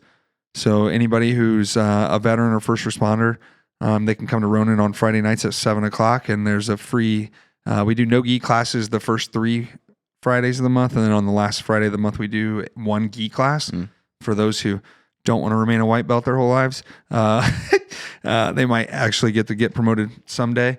So yeah, it's a really cool class. Like I said, if welcome to anybody, and it's free. So it's called the Legion Project.